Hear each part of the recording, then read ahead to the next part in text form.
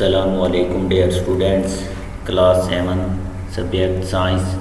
और आज का हमारा जो टॉपिक है चैप्टर नंबर 3 के अंदर वो है chemical symbols.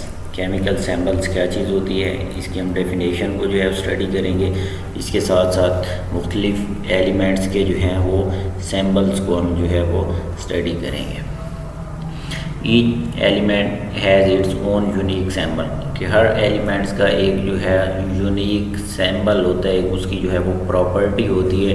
A sort of chemical short hand, जो कि उसका केमिकल ये जो है वो शॉर्ट हैंड होता है, जिसको हम सिंपली जो है आइडेंटिफाई करने के लिए जो है उसको जो है वो आइडेंटिफिकेशन के लिए हम सैम्बल को जो है मुख्तलिफ़ जगहों पर जो है वो इस्तेमाल करते हैं, स्पेशली केमिकल रिएक्शंस के अंदर। Short hand recognise all over the world, जो कि पूरी दुनिया के अंदर जिनको जो है वो रिकॉग्नाइज किया जाता है, जाना जाता है। और मोस्टली उनको जो है वही केमिकल जो रिएक्शन होंगे उन सैम्बल्स के अंदर जो है उनको लिखा जाता है। तो सैम्बल कोई भी हो, किसी भी एलिमेंट का हो, तो वो एक जो है वो उसकी शॉर्ट हैंड फॉर्म होती है, जिसको जो है वो लिखने में भी आसानी होती है और उसे जो है इजीली जो है वो याद रखा जा सकता है।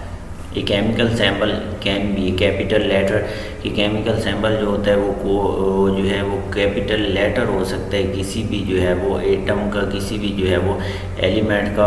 अब यहाँ पर एग्जांपल हमें दी गई है वो कार्बन की, C which is the symbol for the element carbon. C हमारे पास जो है एलिमेंट कार्बन का एक सैम्बल है और एक capital letter followed by a lower case letter. या हमारे पास जो है एक कैपिटल लेटर है जो कि लोअर केस लेटर जो होते हैं उनको जो है वो फॉलो करता है। तो केमिकल सैम्बल हमारे पास जो है वो कैपिटल लेटर्स होते हैं। एग्जांपल इसमें हमारे पास जो है वो दी गई है कार्बन की। कार्बन का जो हमारे पास सैम्बल है वो है सी। दूसरी एग्जांपल हमें जो है वो दी गई है कैल्शियम की। फॉर एग्ज़ाम्पल है द सैम्बल Ca। कैल्शियम का हमारे पास सैम्बल जो है वो Ca है, which come from the first two letters of its English name, जो कि इसके दो इंग्लिश के पहले दो लेटर से जो है वो इसको लिया गया है। Ca कैल्शियम को, Ca कैल्शियम, इसके फर्स्ट टू लेटर जो हैं वो Ca को जो है वो सैम्बल के तौर पर लिया गया है। तीसरी एग्जांपल हमारे पास जो है वो आयरन की है। ऑन दी अदर हैंड है दी सैम्बल Fe। आयरन हमारे पास जो है इसका सैम्बल Fe होता है, which come from its Latin name ferrum, जो कि इसके लातीनी नाम फीरम से अखज़ किया गया है। आयरन हमारे पास जो है एक लैटिन नेम है आयरन का, वो नेम हमारे पास जो है वो फीरम है और इसी फीरम से हमने जो है वो आयरन का सैम्बल लिया है, जो कि सैम्बल है आयरन का Fe। Other elements have symbols made up from their first letter. कुछ दूसरे एलिमेंट्स होते हैं जिनके सैम्बल जो हैं वो फर्स्ट लेटर, पहले लेटर की मदद से जो है वो मिल के या उनसे अखज़ किए जाते हैं, यूज़ किए जाते हैं। And one other letter in its name, और दूसरा एक जो लेटर होता है उसके नाम से भी लिया जा सकता है। एग्जांपल इसके हमारे पास है मैग्नीशियम Mg, जिंक Zn और एग्जांपल ऑफ दीज। तो मैग्नीशियम का सैम्बल हमारे पास Mg है, जिंक हमारे पास जो हो गया उसका सैम्बल हमारे पास Zn है। तो ये हमारे पास जो है ऐसे एलिमेंट्स के सैम्बल हैं जिनका फर्स्ट लेटर और एक दूसरा लेटर जो है उनके नाम से लिया गया है।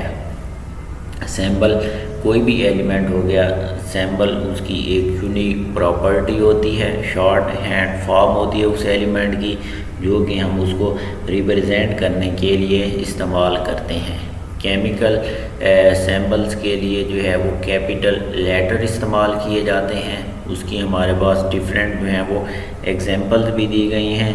अब सैम्बल जो है या वो एलिमेंट के इंग्लिश नेम से हम ले सकते हैं, उसके लैटिन वर्ड से हम जो है उसका सैम्बल जो है वो ले सकते हैं, या उसके जो एलिमेंट का नेम है उसके कोई भी जो है हम 2 लेटर उसमें से जो है फर्स्ट 2 लेटर लेकर जो है उसे सैम्पल के तौर पर हम जो है वो इस्तेमाल कर सकते हैं।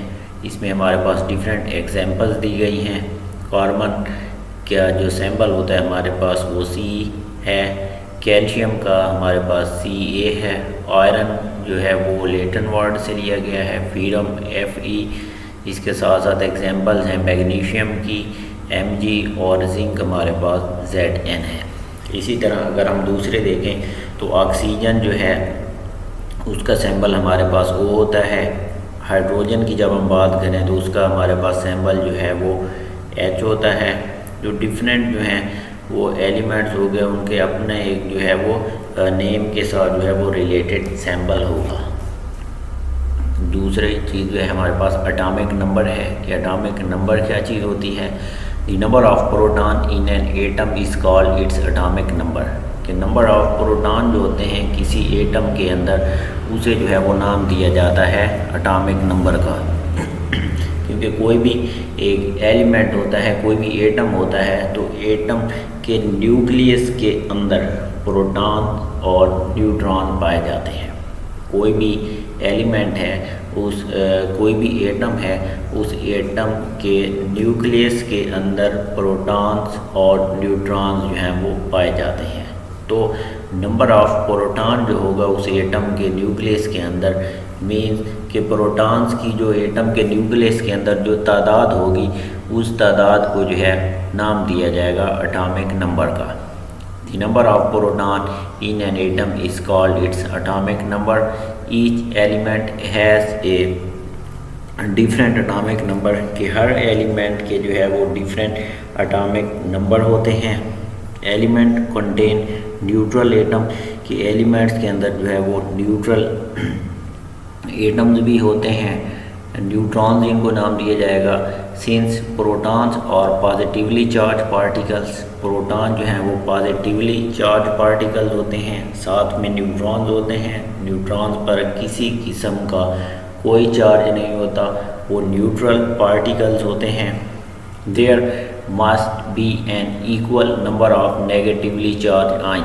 तो इसके प्रोटॉन और न्यूट्रॉन जो हैं एटम के न्यूक्लियस के अंदर मौजूद होते हैं, जबकि न्यूट्रॉन्स की जब हम बात करते हैं तो न्यूट्रॉन न्यूक्लियस के इर्द गिर्द अपने अपने मदार के अंदर जो है वो मूव कर रहे होते हैं, रिवॉल्व कर रहे होते हैं। तो there must be an equal number of negatively charge ion. Neutron के ऊपर क्योंकि नेगेटिव चार्ज होता है तो प्रोटॉन्स और इलेक्ट्रॉन्स की तादाद जो है वो इक्वल होगी। मीन्स के प्रोटॉन्स और positively charge particle there must be an equal number of negatively charge electron के उनकी तादाद जो है नंबर जो होंगे वो इक्वल होंगे नेगेटिवली चार्ज आयन्स इलेक्ट्रॉन्स के। So the atomic number also tell us how many electron the atom has. तो इस तरह एटॉमिक नंबर हमें जो है वो बताएगा कि कोई भी एलिमेंट है उसके अंदर इलेक्ट्रॉन्स की तादाद कितनी है। किसी भी एटम के न्यूक्लियस के अंदर अगर हमें प्रोटॉन्स की तादाद का जो है वो अंदाज़ा हो जाए, अगर हमें प्रोटॉन्स की तादाद का पता हो जाए तो हमें उसके जो है इलेक्ट्रॉन जो उसके अंदर मौजूद होंगे उनका भी हम अंदाज़ा जो है इजीली लगा सकते हैं, या इजीली हम जो है वो बता सकते हैं कि उसके अंदर नंबर ऑफ प्रोटॉन्स कितने हैं। आगे जो है बात है मास नंबर की कि मास नंबर जो है वो क्या होता है। Protons and neutrons have approximately the same mass. Proton और न्यूट्रॉन का जो मास होता है उसका जो वज़न हो गया वो सेम होता है। Electrons have a mass so small, जबकि इलेक्ट्रॉन का जो मास होता है वो प्रोटॉन्स और न्यूट्रॉन दोनों से स्मॉल होता है, छोटा होता है, कम होता है। So small it can be ignore, तो इसे जो है इग्नोर किया जाता है, निगलेक्ट किया जाता है, इतना उस पर फोकस एक किस्म का नहीं किया जाता। The mass of an atom depends on how many protons and neutrons it has. कि कोई भी एटम है उसका जो मास जो है वो डिपेंड करेगा उसके प्रोटॉन्स और न्यूट्रॉन्स के ऊपर। मीन कि प्रोटॉन्स और न्यूट्रॉन्स का जो मास है वो एटम के मास के ऊपर जो है डिपेंड करेगा। कोई भी एटम हमारे पास है उसका जो मास होगा वो डिपेंड करेगा प्रोटॉन्स और न्यूट्रॉन्स के ऊपर। हम प्रोटॉन्स और न्यूट्रॉन्स के मास दोनों को जो है वो कलेक्ट करेंगे, इकट्ठा करेंगे, फिर उसको ऐड कर देंगे, तो जो हमारे पास रिजल्टेंट नंबर आएंगे वो हमारे पास उस एटम का जो है वो मास नंबर होगा। फार्मूला भी दिया गया है हमारे पास, mass number is equal to number of protons plus number of neutrons. अब यहाँ पर एग्जांपल भी मास नंबर की दी गई है कि हमारे पास कार्बन है, कार्बन का मास नंबर है 12, कार्बन का मास नंबर 12 है और एटॉमिक नंबर हमें जो है वो बताया गया है कार्बन का 6। मीन कि प्रोटॉन्स की तादाद इस कार्बन के अंदर जो है वो 6 है, 6 है। तो इसी तरह जो है इलेक्ट्रॉन्स की तादाद भी इसके अंदर जो है वो 6 ही होगी, क्योंकि number of proton equal to number of electrons. All carbon atoms have 6 proton in the nucleus. This carbon atom है 6 proton and 6 neutron giving a mass number of 12। तो वो हमें जो है एक मास नंबर जो है वो 12 देंगे।